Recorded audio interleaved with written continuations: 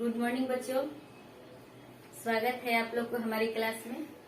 कल हम लोग सीखे थे कि वर्णों का उच्चारण स्थान, मतलब कि कैसे कैसे कहाँ कहाँ पे कौन कौन, मतलब कि क ख ग घ है जो उसका उच्चारण स्थान क्या होगा, चचा जझ का उच्चारण स्थान क्या होगा। आज हम लोग नया टॉपिक पढ़ेंगे, भाषा। तो भाषा में हम लोग पढ़ेंगे कि भाषा किसे कहते हैं। आप लोग को बोर्ड पर दिख रहा है कि भाषा वह साधन है। एक दिन आप लोग को व्याकरण बताए थे कि व्याकरण किसे कहते हैं। उसी में बताए थे कि व्याकरण की परिभाषा में क्या होता है कि व्याकरण वह शास्त्र है। जब ये नहीं लिखेंगे तो व्याकरण की परिभाषा गलत हो जाती है। उसी तरह से भाषा की जो परिभाषा है, इसमें अगर हम ये नहीं लिखे कि भाषा वह साधन है, अगर साधन न लिखे तो गलत हो जाएगा। तो ये मेन पॉइंट है, ये आपका एक लाइन याद होना चाहिए। मतलब ध्यान पूर्वक आप लोग समझिएगा कि भाषा वह साधन है जिसके द्वारा, मतलब भाषा क्या है, एक साधन है। जैसे कि हम कहीं जाते हैं तो जाने के लिए साधन रहता है ना, जैसे गाड़ी हुआ, हवाई जहाज हुआ, पानी में यात्रा करने के लिए पानी वाला जहाज हो गया। तो उसी तरह से ये साधन है भाषा। मतलब कि यहाँ पे परिभाषा को आप समझिए कि भाषा वह साधन है जिसके द्वारा हम अपने मन के विचार, हम अपने भावनाओं को एक दूसरे तक पहुँचाते हैं, उसे भाषा कहते हैं। यानी कि हम अपने विचार दूसरों को पहुँचाते हैं और दूसरा हमारे विचार को, हमारे भावनाओं को समझता है, उसी को हम लोग भाषा कहते हैं। देखिए लिखे हैं कि भाषा वह साधन है जिसके द्वारा हम अपने विचारों एवं भावों को दूसरों के सामने प्रकट करते हैं और दूसरे के विचारों एवं भावों को समझते हैं, उसे भाषा कहते हैं। जैसे हम आपको समझा रहे हैं और मेरी बात आप समझ ही नहीं पाए तो कैसी भाषा होगी, भाषा ये रॉन्ग हो जाएगी। हम आपको समझा रहे हैं, आप ही उसको समझ रहे हैं, या उधर से आप फीडबैक दे रहे हैं तो हम समझ रहे हैं, उसी को भाषा कहते हैं। जैसे बहुत पहले की जो आप लोग हिस्ट्री में पढ़ेंगे कि पहले फिगर बनाया हुआ रहता था और उस समय की लिपि या भाषा क्या थी, अज्ञात थी। मतलब किसी को पता नहीं था कि ये किस भाषा में, किस लिपि में लिखा गया है। लेकिन जैसे हम लोग हिंदी भाषा पढ़ते हैं तो ये हिंदी भाषा की जो लिपि होती है वो देवनागरी होती है। अंग्रेजी भाषा की लिपि क्या होती है, रोमन होती है। ठीक, तो उसी तरह से अब हम लोग पढ़ेंगे आगे, इसके आगे कि भाषा के कितने रूप होते हैं या भाषा के कितने भेद कहिए, प्रकार कहिए, तो भाषा के कितने रूप होते हैं। तो भाषा के कितने रूप होते हैं? मुख्य रूप से भाषा के दो रूप होते हैं। एक होता है मौखिक भाषा,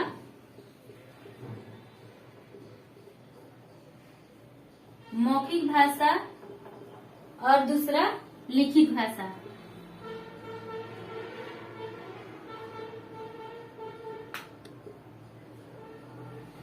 मौखिक भाषा और लिखित भाषा, भाषा के मुख्य रूप से, भाषा के जो मुख्य रूप है दो, मौखिक और लिखित। देखिए एक सांकेतिक भाषा भी होता है जिसको हम लोग मौखिक भाषा में ही ऐड कर देते हैं।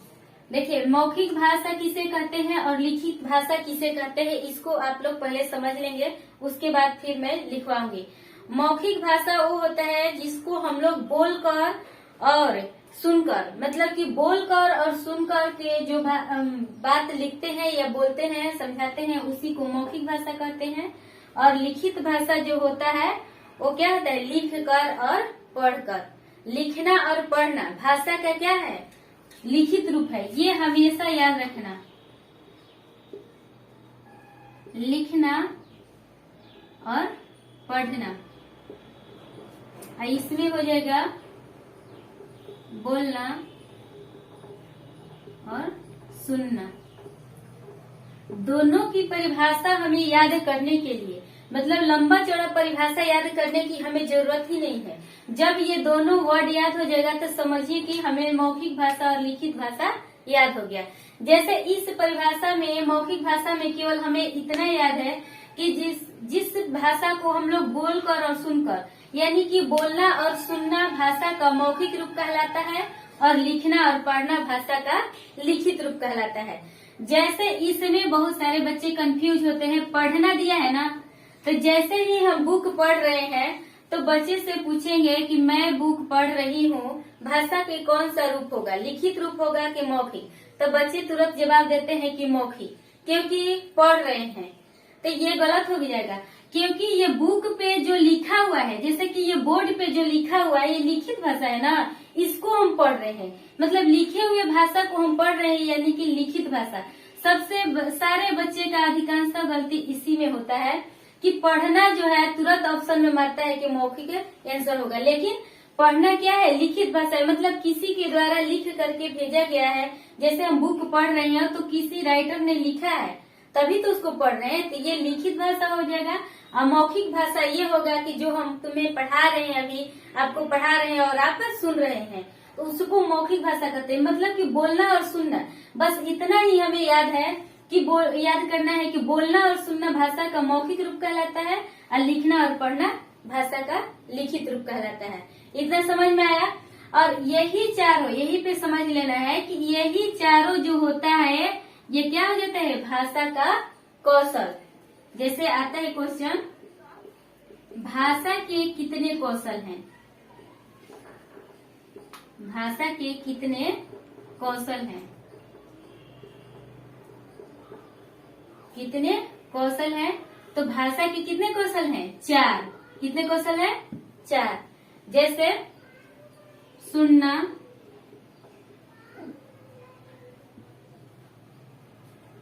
बोलना, पढ़ना और लिखना। अब देखिए ये चारों जो है, आप लोग सोचेंगे कि इसको ऊपर के नीचे, नीचे के ऊपर, बीच में इधर उधर करें तो ये रॉन्ग हो जाएगा। इसको हमको क्रमबद्ध याद करना है। क्या याद करना है, क्रमबद्ध। क्रमबद्ध मतलब समझ रहे हैं, लाइन बाय लाइन, ठीक ना। जैसे सुनना, फिर बोलना, फिर पढ़ना, फिर लिखना। ये चारों क्या हुआ, भाषा का कौशल हुआ। जैसे इसका ट्रिक होगा, ट्रिक क्या हो जाएगा, सुबोपली, सुबोपली। ये हमेशा याद रखना। सु से हो गया सुनना, बो से हो गया बोलना, प से हो गया पढ़ना, और ली से हो गया लिखना। ये इसका भाषा के कौशल का ट्रिक है, सुबोपली, यानी कि सुनना, बोलना, पढ़ना और लिखना। आप लोग याद करिए अपने घर में, अपने घर की बात। जब अगर आपके घर में छोटे बच्चे हो, जो छोटा बच्चा जन्म लेता है, उस समय की बात याद कीजिए कि जब छोटा बच्चा जन्म लेता है तो सबसे पहले वो क्या सीखता है, सुनने को। चुपचाप वो सोए रहता है और हम लोग उसको सिखाते हैं, बोलते हैं उसके सामने, तो वो केवल सुनता है। सुनने के बाद क्या करता है, जैसे जैसे हम अपना मुंह खोलते हैं तो बच्चा सब कोशिश करता है कि उसी तरह से हम भी बोले। तो फिर दूसरे नंबर पर बोलना सीखता है बच्चा, फिर तीसरे नंबर पर पढ़ना सीखता है। यहाँ पे आप लोग कहेंगे कि पढ़ना तो नहीं सीखता है। पढ़ने का मतलब, जैसे कि आप प्री नर्सरी के बच्चे को देखो, वो उसको क्या करता है, ये तो सुनना और बोलना घर से सीख लिया, पढ़ना जब सीखा, जैसे रैम से। बच्चों को रैम से पढ़ना मतलब कि याद हो जाता है रैम से। मछली जल की रानी है, उसको याद हो गया। लेकिन जब वो कहेंगे कि मछली जल की रानी है लिखो, प्री नर्सरी के बच्चे को, तो लिखने नहीं आएगा, क्योंकि यहाँ तक हमने पहले सीखा सुनना, बोलना और पढ़ना। सबसे लास्ट में क्या सीखता है, लिखना, ठीक ना। तो इस तरह से आप बच्चे पे इमेजिंग करके भी इसको याद कर सकते हैं, या ट्रिक के माध्यम से याद कर सकते हैं, या 4 तो दिया हुआ है, ऐसे भी याद कर सकते हैं कि सुनना, बोलना, पढ़ना और लिखना। ये क्या है, भाषा के 4 कौशल है। अब हम आप लोग को लिखवा रहे हैं कि मौखिक भाषा और लिखित भाषा किसे कहते हैं। तो यहाँ तक समझ गए आप लोग, समझ गए थे। अब देखिए कि मौखिक भाषा, यहाँ हम लिखे हैं, आप लोग अपने कॉपी पे लिखिएगा।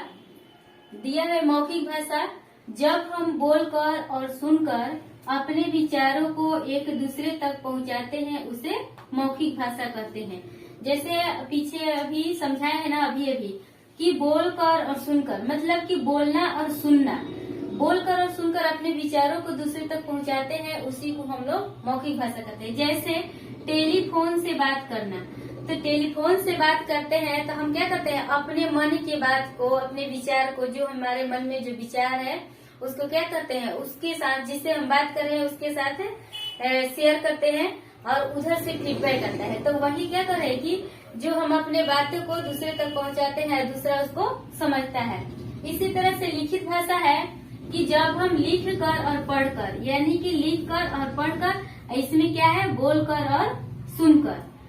तो लिख कर और पढ़कर अपने विचारों को एक दूसरे तक पहुंचाते हैं। जैसे हम पत्र लिखते हैं, तो जैसे में दिए हैं कि पत्र पढ़ना, सीता पत्र लिख रही है, मतलब पत्र लिखना और पत्र पढ़ना ये दोनों क्या है, भाषा का लिखित रूप है। इसीलिए मैंने वो यहाँ पे उदाहरण दिया है कि सीता पत्र लिख रही है, तभी ये क्या हुआ, लिखित भाषा हुआ। और पढ़ रही है मतलब कि ये सीता पत्र लिखी और जहाँ पे ये भेजी वहाँ पे ये किसी ने इनका पत्र पढ़ा, तो ये लिखा हुआ पत्र यहाँ पे पढ़ा, तो ये क्या हो जाएगा, लिखित भाषा। तो ये हमेशा याद रखिएगा कि लिखना और पढ़ना भाषा का लिखित रूप है। और ये चारों जब मिला दिए तो यही क्या हो जाएगा, भाषा का कौशल हो जाएगा, बोलना, पढ़ना, लिखना और सुनना।